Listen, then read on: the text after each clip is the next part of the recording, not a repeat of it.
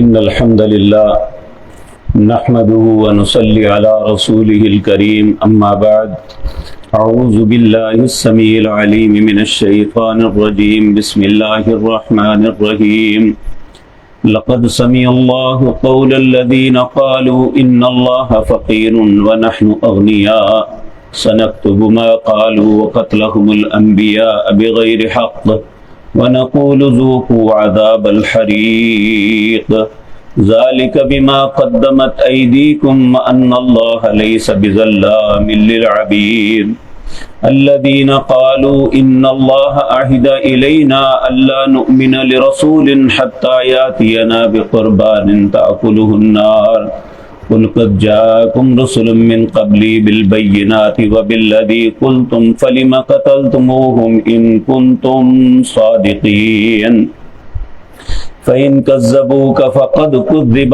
رسل من قبلك جاءوا بالبينات والزبر والكتاب المنير. حضرات محترم، انسان کو اللہ نے جو عبادات کا حکم دیا ہے یہ تین طرح کی عبادات ہیں. ایک وہ عبادت ہے جو انسان زبان سے کرتا ہے، ایک وہ ہے جو عملاً اپنے جسم کو حرکت دے کے کرتا ہے، اور ایک عبادت مال کی عبادت ہے. آپ دیکھیں ہم تحیات میں بیٹھتے ہیں تو سب سے پہلے جو دعا پڑھتے ہیں وہ التحیات للہ والصلوات والطیبات.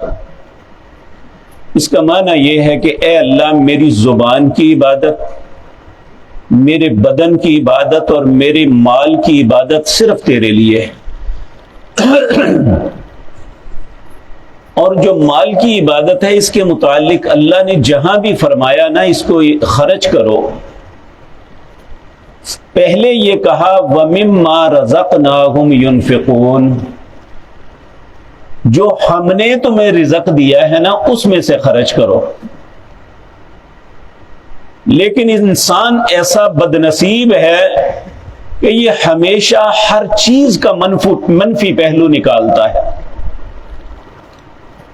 اللہ نے جب لوگوں کو یہ کہا کہ مال خرچ کرو جو میں نے رزق دیا ہے، اور ساتھ ہی یہ فرمایا کہ من ذا الذی یقرض اللہ قرضا حسنا، یہ جو تم اللہ کے رستے میں خرچ کرتے ہو حقیقتاً اللہ کو قرض دے رہے ہو، اللہ اس قرض کو لٹائے گا. اب چاہیے تو یہ تھا کہ ہم اس بات کا مثبت معنی لیتے کہ خرچ ہم لوگوں پہ اپنے جیسے ہی غرباء پہ کر رہے ہیں، لیکن اللہ کہتے ہیں حقیقتاً مجھے قرض دے رہے ہو اور اس قرض کو میں لٹاؤں گا. تو یہ بدبخت جو یہود تھے انہوں نے اس کا الٹا معنی کیا، کہا اللہ فقیر ہو گیا ساڈے کو قرض مانگدا ہے پیا. اس آیت میں اس کا رد ہے. جب اللہ نے یہ بات کہی تو انہوں نے اس کے جواب میں یہ کہا لقد سمع اللہ قول الذین قالوا ان اللہ فقیر ونحن اغنیاء. اللہ فرماتے ہیں البتہ تحقیق سن لیا اللہ نے ان لوگوں کی بات کو جنہوں نے کہا اللہ فقیر ہے اور ہم غنی ہیں. اللہ فرماتے ہیں سنکتب ما قالوا، جو انہوں نے بات کہی ہے یہ میں نے لکھ لی ہے. اور یہ وہ بدنصیب اور بدبخت قوم ہے وقتلہم الانبیاء، انہوں نے اپنے نبیوں کو قتل کیا بغیر حق، بغیر کسی وجہ کے، کہ انبیاء دعوت توحید دیتے، انبیاء انہیں حرام خوری اور حرام کاری سے منع کرتے، یعنی یہ ان کے لیے خیر کی بات تھی، انہیں اللہ کے ساتھ جوڑتے. یہی بات ان کے خلاف چارج شیٹ بنا کے انہیں قتل کر دیتے ہیں. اللہ فرماتے ہیں یہ دونوں باتیں جو اللہ کے متعلق کہی ہیں میں نے لکھ لی ہیں، اور جو انبیاء کو قتل کیا ہے وہ میں نے لکھی ہے. وَنَقُولُ ذُوقُوا عَذَابَ الْحَرِيقِ، اللہ فرماتے ہیں انہیں فرما دیجئے، کہہ دیجئے، ہماری طرف سے یہ اعلان کر دیے تمہارے لیے جلنے والا عذاب ہے جو تمہیں جلائے گا۔ اور آپ یہ بات جانتے ہیں کہ انسان کو خدا نخواستہ کوئی چوٹ آئے یا کوئی تکلیف پہنچے، جتنی اذیت اور کرب جلنے کی وجہ سے ہوتی ہے اور کسی تکلیف کی وجہ سے نہیں ہوتی۔ تو اللہ رب العزت فرماتے ہیں یہ سب کچھ کیوں ہوگا؟ ذالک بما قدمت ایدیکم، اس لیے کہ یہی کچھ تو انہوں نے آگے بھیجا ہے۔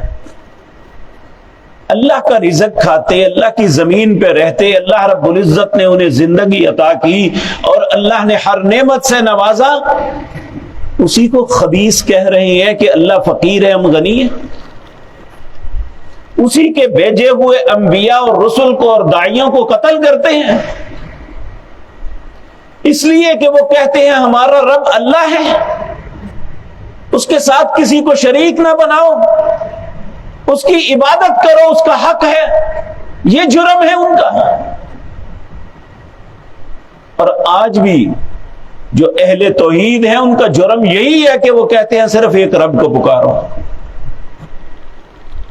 تو اللہ رب العزت فرماتے ہیں ذالک بما قدمت ایدیکم، یہ اس لیے میں انہیں جلاؤں گا، جلنے کا عذاب دوں گا کہ انہوں نے یہی کچھ آگے بھیجا ہے۔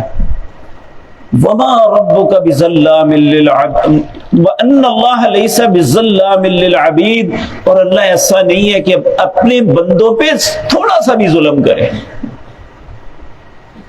اگر کسی کا قصور نہیں ہے تو اللہ اسے کچھ نہیں کہے گا۔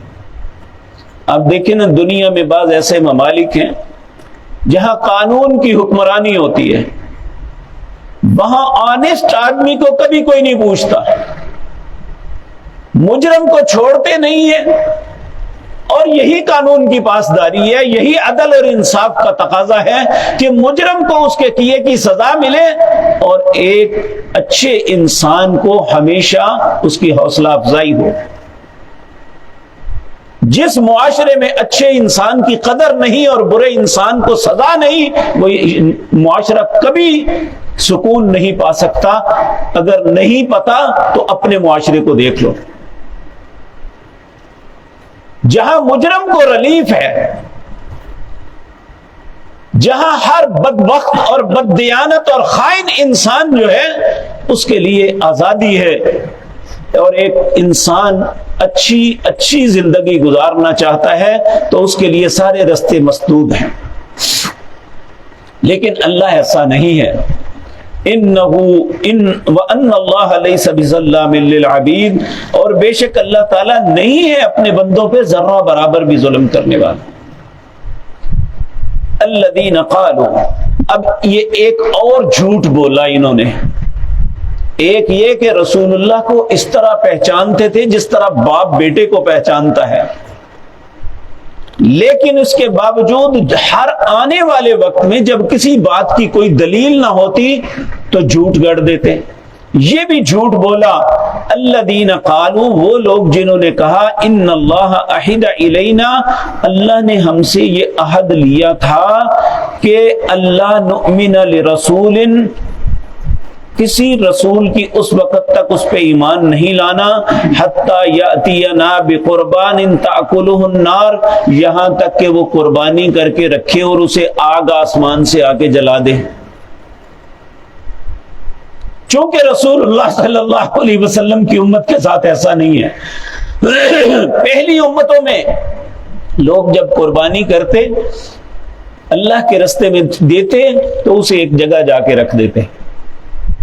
اگر آسمان سے آگ آ کے اسے جلا دیتی تو سمجھا جاتا کہ اس کی قربانی قبول ہو گئی، اگر ایسا نہ ہوتا تو سمجھ لیتے اس کی قربانی کو اللہ نے قبول نہیں کیا۔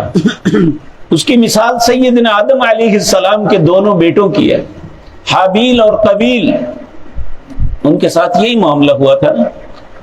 دونوں کا جب جھگڑا ہوا تو اس وقت فیصلہ کرنے والا کوئی بھی نہیں تھا، تو کہا اللہ کے حضور قربانیاں پیش کرتے ہیں۔ اذ قربا قربانا، دونوں اپنی قربانیاں لے کے اللہ کے حضور پیش کی.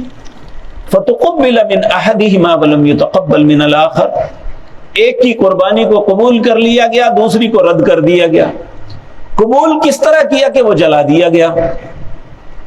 تو یہ کہنے لگے اس وقت تک ہم کسی نبی پہ ایمان نہیں لاتے, یہ اللہ نے ہم سے عہد لیا تھا کہ بقربان تاکلہ النار, کہ ان کی قربانی کو آگ لے جائے. اللہ فرماتے ہیں قل قد جاءکم رسل من قبلی بالبینات, اس سے پہلے کتنے رسول تھے جو تمہارے پاس واضح دلائل لے کے آئے. وبالذی قلتم, اور جو تم مجھ سے مطالبہ کر رہے ہو یہ مطالبہ بھی انہوں نے پورا کیا تھا.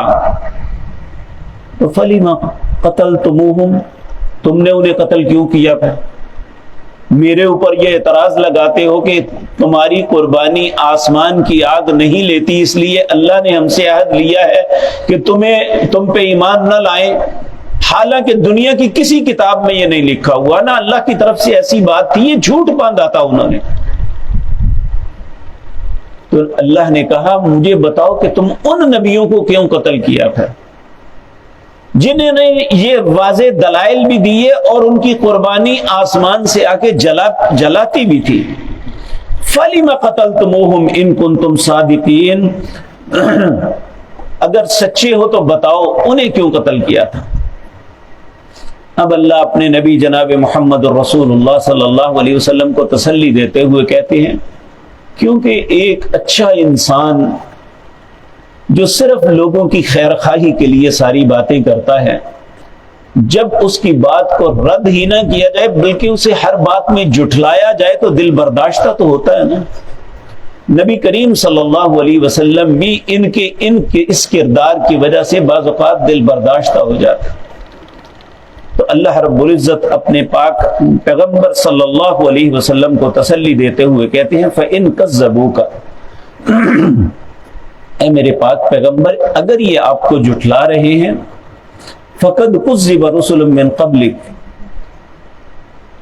آپ سے پہلے بہت سے رسولوں کو انہوں نے جھٹلایا. جاؤ بالبینات, جو ان کے پاس واضح دلائل لے کے آئے. والزبر والکتاب المنیر, حضرت داؤد علیہ السلام زبور لے کے آئے, کتاب منیر یعنی تورات جو ایک روشن کتاب تھی وہ ساری لے کے آئے, انہوں نے ان کو جھٹلا دیا. اب یہاں تو یہ بہانہ لگاتے ہیں کہ رسول اللہ ہماری قوم سے نہیں ہے, تو موسیٰ علیہ السلام تو ان کی قوم سے تھے. وہ حضرت یعقوب علیہ السلام کے بیٹے لاوی کی اولاد میں سے تھے, تو وہ بنی اسرائیل تھے. حضرت داؤد علیہ السلام بنی اسرائیل میں سے تھے, انہیں اللہ نے زبور عطا فرمائی, اور حضرت موسیٰ علیہ السلام کو کتاب منیر یعنی تورات عطا فرمائی. کیا انہوں نے ان کو مان لیا تھا؟ تو اس لیے آپ اس بات پہ دل برداشتہ نہ ہوں. فَإِن كَذَّبُوكَ فَقَدْ كُذِّبَ رُسُلٌ مِّن قَبْلِكَ, اگر یہ آپ کو جھٹلا رہے ہیں تو اس سے پہلے ان کا وتیرہ ہی یہ ہے. تو ایسا انسان بدبخت ہے جو نبی یا اللہ کی دعوت کو قبول نہیں کرتا. اور آج اگر نبی نہیں ہے تو جو شخص لوگوں کے سامنے اللہ کی کلام پیش کرتا ہے یا رسول اللہ کا فرمان پیش کرتا ہے, وہ صرف اس لیے اسے رد کر دیتا ہے, اس کا فرقہ نہیں مانتا. تو ایسا شخص بھی یہودیوں کی طرح ہے کہ اس کے آباء و اجداد کا طریقہ یہ ہے یا اس کا فرقہ اس طرح نہیں کرتا. اللہ رب العزت ایسی بدنصیبی اور بدبختی سے بچائے, کیونکہ اللہ اور اس کے رسول کی مخالفت انسان کی دنیا اور آخرت کی بربادی ہے. اللہ اس بربادی سے ہمیں محفوظ رکھے. اقول قولی ھذا واستغفر اللہ.